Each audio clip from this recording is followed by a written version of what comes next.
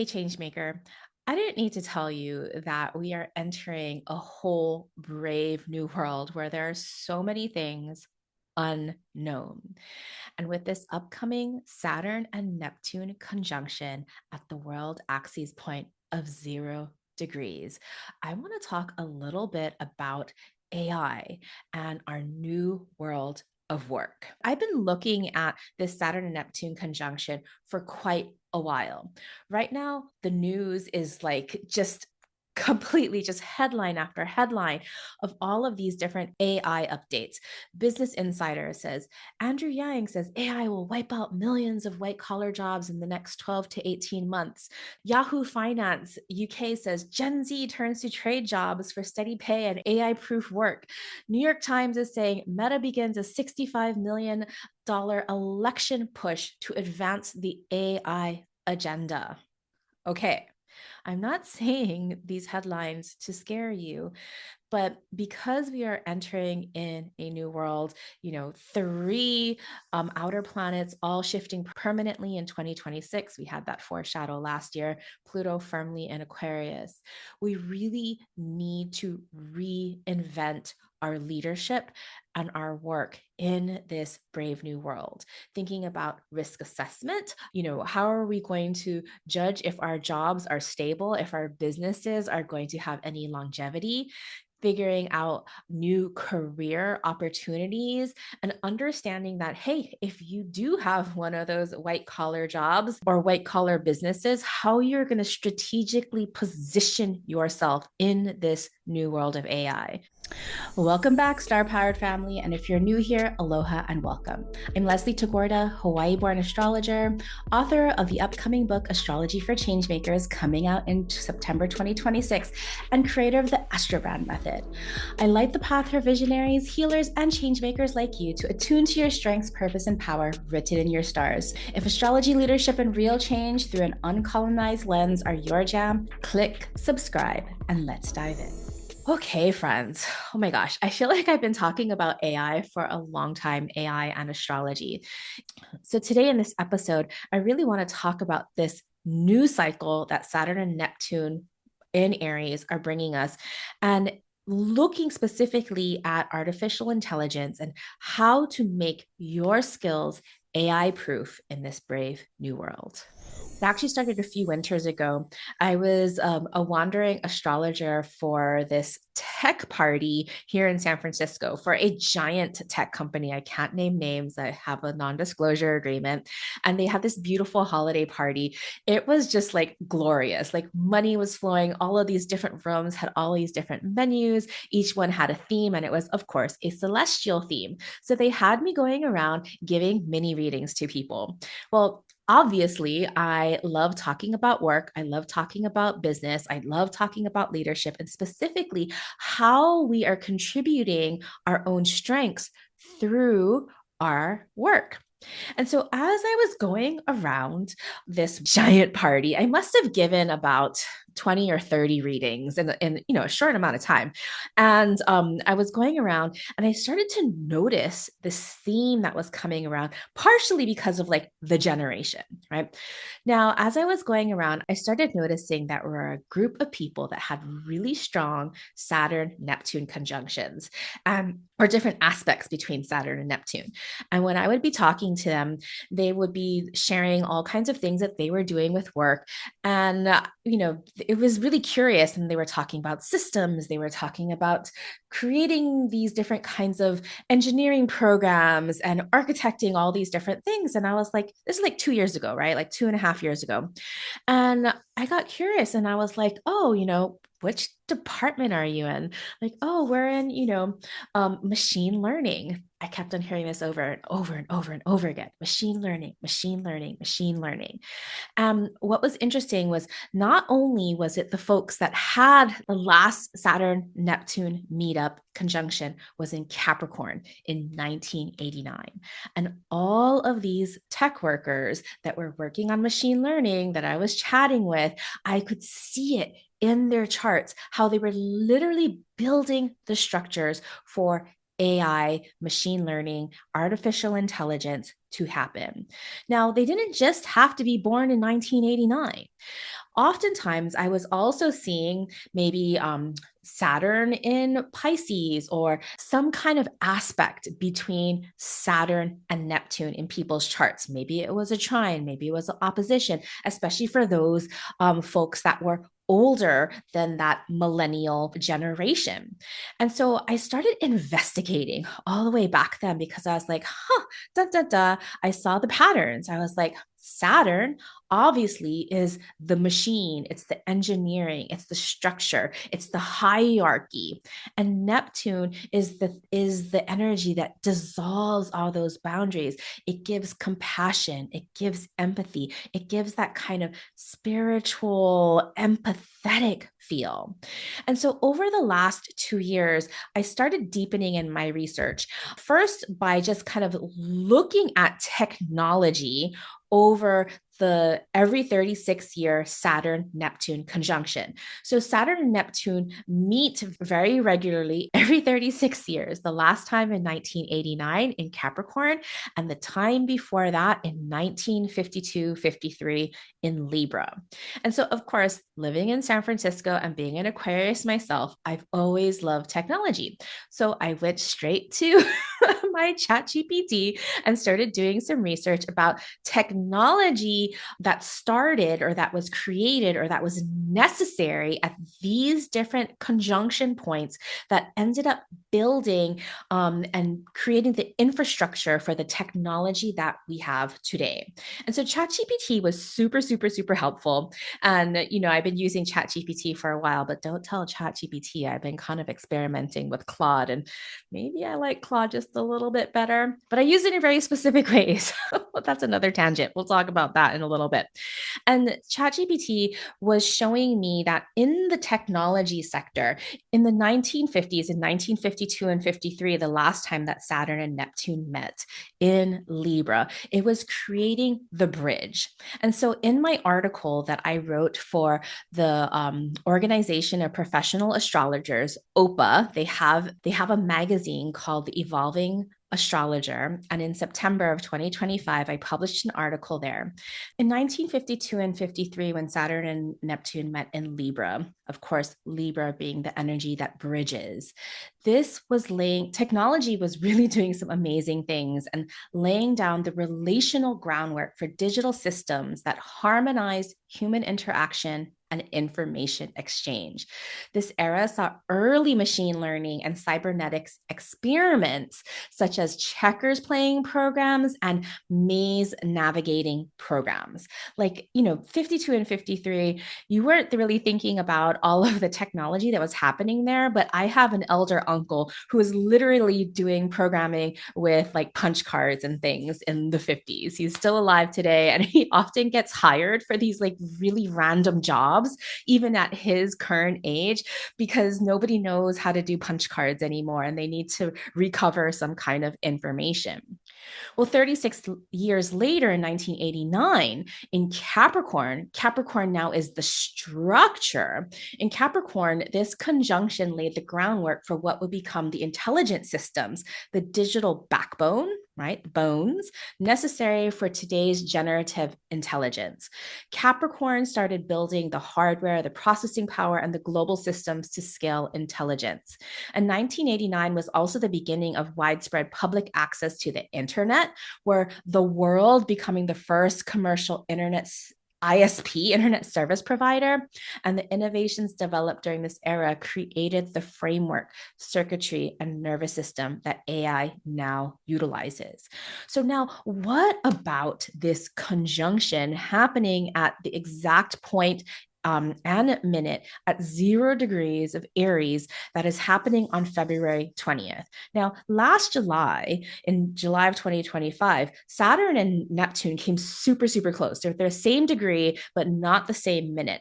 And as I'm recording this, for all intents and purposes, they are at conjunction, but they are at the exact meeting point on February 20th. And we know in this room here that when we have a conjunction, it's the beginning of a new cycle. We've seen this wave building of artificial intelligence taking over, well, not necessarily taking over, but for some of us being a super useful tool. I use AI all the time to ideate, to correct and, my grammar, to polish things up, to have conversations with, but it's not foolproof.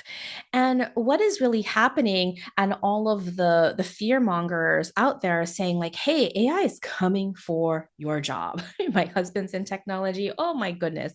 It is very, very concerning. But I don't want you to be concerned that AI is coming for your job. It can be a super useful tool. But you know what? There are things that AI can't do. So to make sure that what you're offering, what your job is, what your business is all about, to make sure that you are foolproof, that risk assessment, is to make sure that you are doing the things that AI cannot do. So I want to come back to the idea of like what AI cannot do. But before we do that, I want to go back into history a little bit, not just about artificial intelligence, but really what the Saturn and Neptune cycle has meant over history and what we might be able to expect as Saturn and Neptune meet in Aries this time around. Now, Saturn, of course, represents contraction, a concentration of energy, whereas Neptune is about transcendence, about rising above. If we think of Saturn and Neptune and all of the different possibilities, we can think about concentration, Saturn, inspiration. And when those things come together, it equals structural dissolution. Institutions, right? Things that are like our government institutions, university institutions, patriarchy, systems, all of these things that are supposedly holding society together, these structures, these systems that are holding society together, plus this dissolution, this blending, this fading away, this transcendence. Again, structural dissolution. Boundaries like countries and borders, boundaries in terms of like the Berlin Wall, boundaries like systems of oppression like China and Tiananmen Square, where, you've already heard this from many other astrologers that both the Tiananmen Square uprising as well as the Berlin Wall falling, when did that happen? The last Saturn Neptune conjunction in 1989. So, if boundaries and transcendence, what if this brave new world we are entering didn't have such things as borders? Maybe we can only hope. But this idea of the boundaries and the structures and the systems either rising above or just blending away, what might happen? What's already happening? Dissolution of dominant structures, moral, economic, political. You can see how things are holding on right now. The blurred lines between illusion and reality, like, oh my goodness. I mean, AI has shown us the possibilities with deep fakes and everything like that, and like, voice cloning, and the rise of mass movements. For me, this rise of mass movements can go in so many different ways. I hope that the mass movements that we are building together are parts of love, empathy, and spirituality. Now, at this time, things are super, super, super fast. But what we're building, remember, we are building a 36-year structure. So whatever is starting now isn't fully going to crystallize until the next Saturn Neptune square or opposition. So we want to start noticing what happens at these different aspects of Saturn and Neptune, because that's going to reveal the rhythm of this story.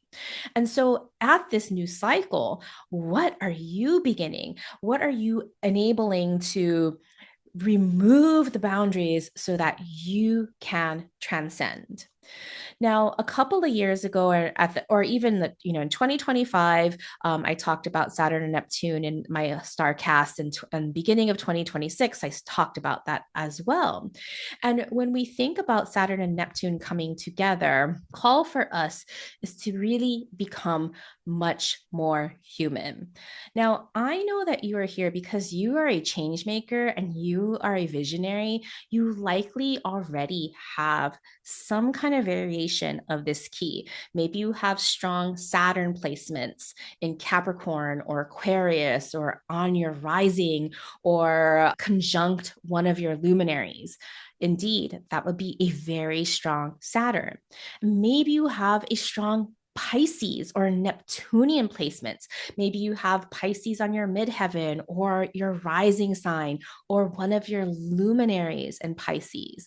Any variations of this key, you are being asked to rise right now and become more human. Now, those of us that were born in 1989, of course, carry this coding of the Saturn and Neptune conjunction. They were born in the restructuring of these old systems.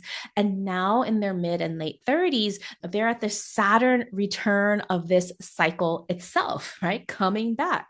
As this new Aries cycle begins, they're rising into their roles as the builders of a braver, more soul aligned future, not just in AI, but in every system we are imagining right now.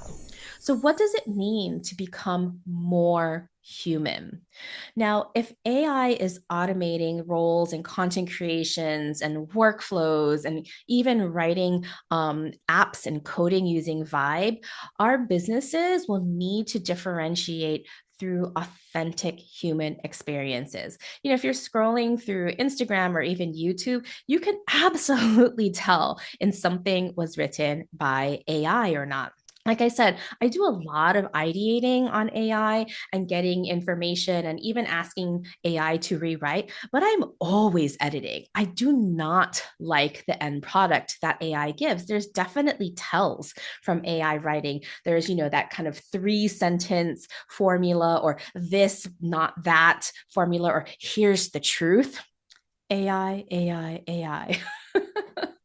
And that doesn't give in to that lived human experiences, your unique voice that might have a lot of ums, that might, favor certain words, that there's all different ways to have your own human centric voice.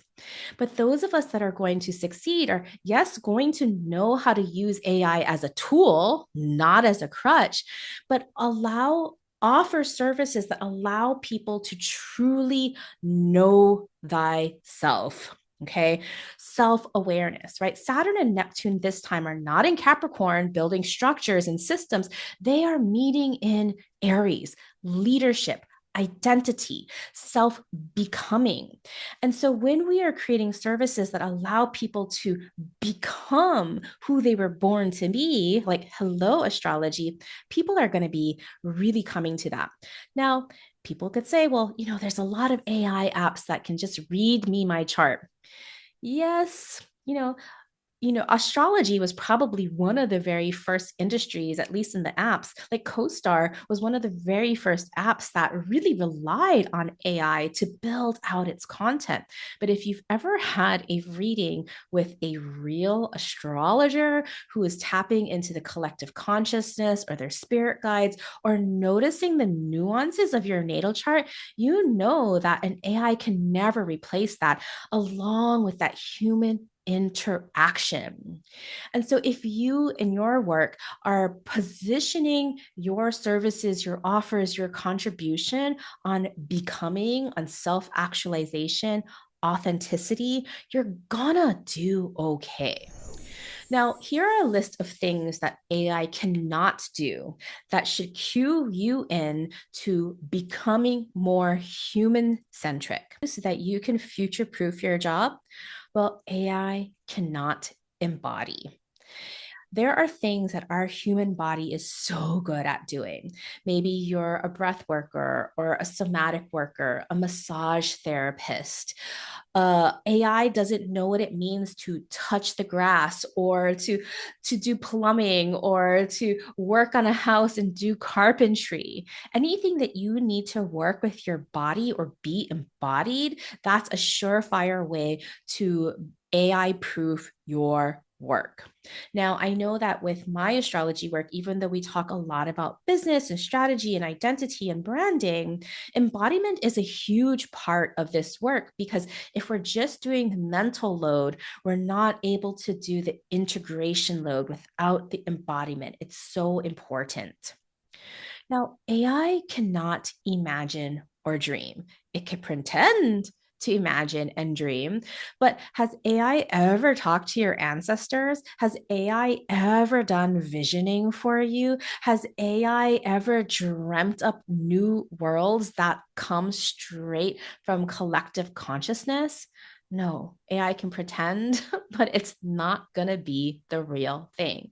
So if you work in world building, dreaming, storytelling, sensing the unseen, yeah, use AI to help your workflows, to help you move faster, but don't let the seed of the dream, the seed of the sensation, the seed of the story come from anybody except from you, your ancestors, and your dreams.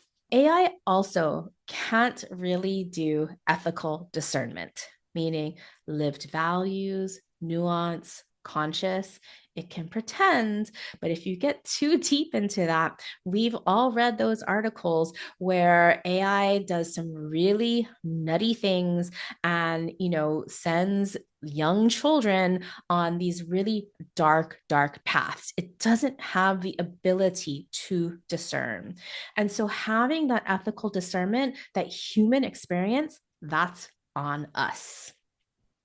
Similar to imagination and dreaming, AI cannot intuit. It can't trust itself. It doesn't have inner knowing. It's not able to trust its own sense of self. It can pretend, but what you're noticing, even with writing and creation, that everything is starting to get super, super flat. Everything is just being regurgitated because AI is being trained on the same websites written by a very few people. And so it's just everything is getting really, really flat. This is where you get to put in your special sauce, your intuition, and trust that your perfectly imperfect way of doing things is exactly what the world needs now. AI also cannot connect relationally and emotionally. It can pretend to give you empathy and care, but true empathy and care doesn't just come from talking about it. True empathy and care sometimes comes from listening, sometimes comes from a gentle touch, sometimes it just comes from being present with somebody. Similar to embodiment, relational depth is really truly being there, empathy, compassion, and love. And lastly, AI can't do true spirituality and spiritual resonance, meaning that AI can't add that deeper meaning, knowing, understanding, and connection to something larger. It cannot replicate spiritual connection. And so, in your change making work, whether you're working in a job or have your own business, this is your job to be more in your body, to work more embodiment practices, to use your imagination and dream up the wildest things, to use ethical discernment, to choose to do the right thing, to trust your own intuition and where that comes from, to create empathy and relational emotional depth, and to create more spiritual meaning, a bigger perspective, and a bigger connection. This is how you can future proof your job. So, if you are a leader, where are you being called to lead with more heart? Where are you being called to imagine your work as a spiritual devotional act? Where are you being asked to lead with your body, to do things and make things in the physical analog, not digital.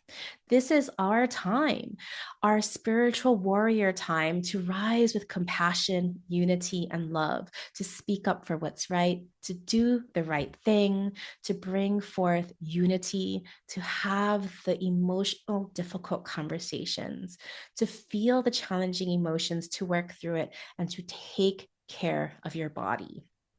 This new world is going to require so much compassionate courage. So, for the next 36 years, I want you to think of your invitation. What are you being called to in this brave new world to become more human in your leadership, more compassionate courage? So, my friends, thank you so much for listening to this short episode. If you want to read that article, look in the show notes. I have links to my website as well as to OPA Astrology, the Evolving Astrologer magazine, so you can read that article. Let me know what you think. I'd love to hear your thoughts and how you are going to show up more human in your change-making work. All right, I'll talk soon. Bye for now. So thank you again. If this episode, if this podcast has touched your heart, please share it with others. Please leave me a rating and review so we can reach the hearts of even more change makers like you.